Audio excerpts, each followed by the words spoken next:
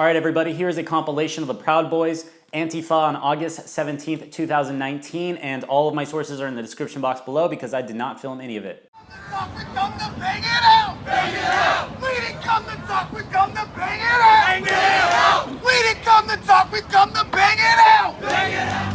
When I need no regulation,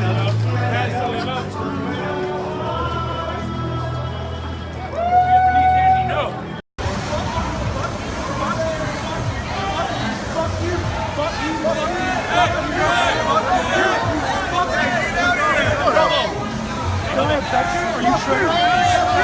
Stop! Stop! What are you doing? Stop! Stop! He's just trying to fight.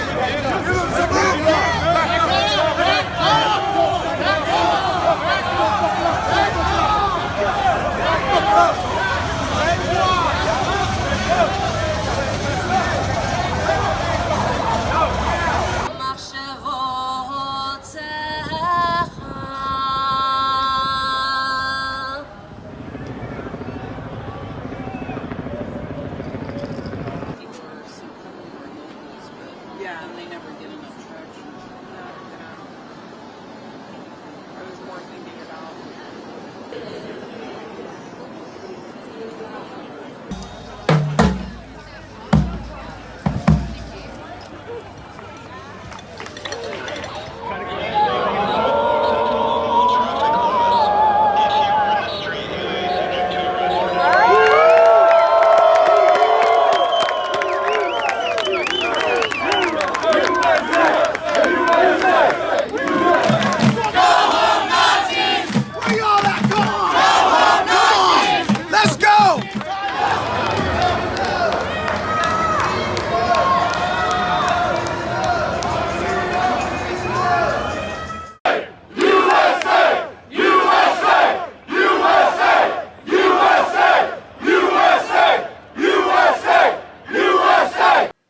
Yeah, that was a weird protest to say the least. There's a lot of different issues that I'd had with the protest, and there's also a lot of good that came out of it as well. So some of the questions that I have is, what are the deals with the OK signs? Because there seems to be two different types of people who are there. There's the people that were the white supremacists, like the KKK people who were doing that, and then there's also the trolls.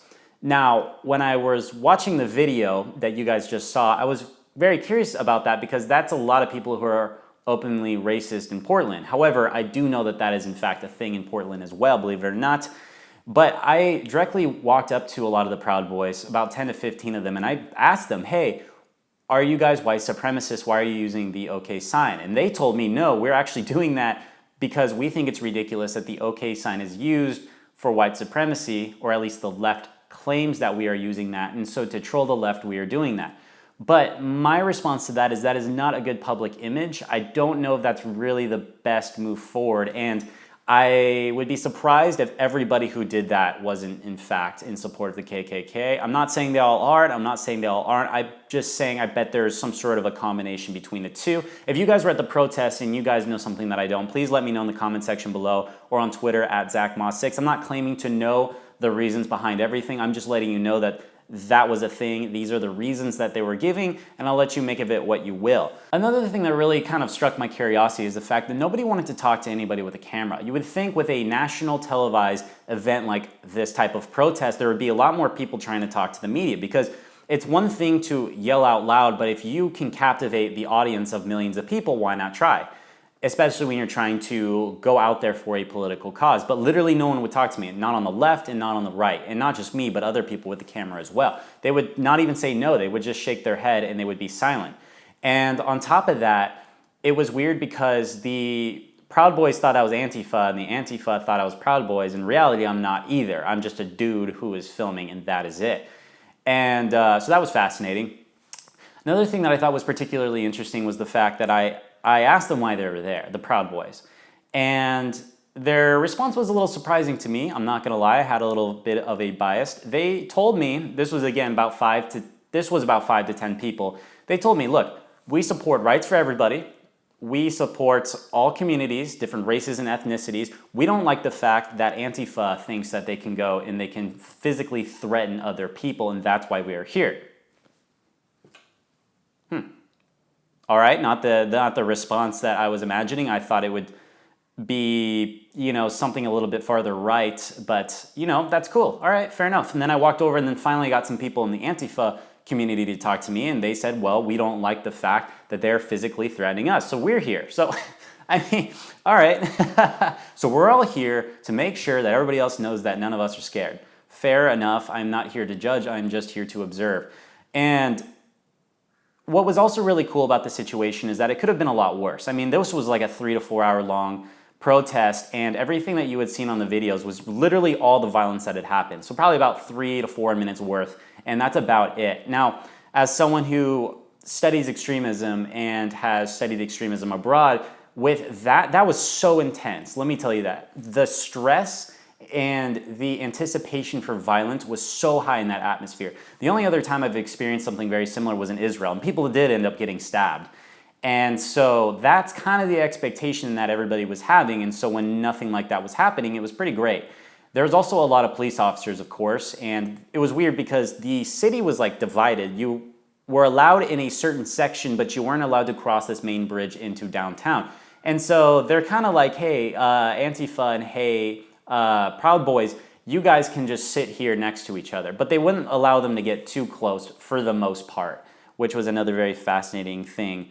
Other than that, there was an instance where I was talking to someone from the left and the right at the same time, and we all kind of agreed on things. It was a little bit more moderate, so it wasn't like the far, far left or the far, far right. But it was basic things like, hey, do you support human rights? Yes, I do. I just don't like to get bullied. Neither do I. Are you racist? No, I'm not racist. Are you? No, I am not. Do you hate me? Well, not really. Do you hate me? No, I'm not really.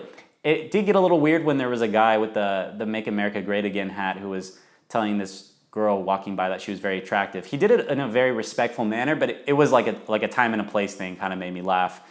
Other than that, it was a pretty good protest with all things considered, nothing too bad.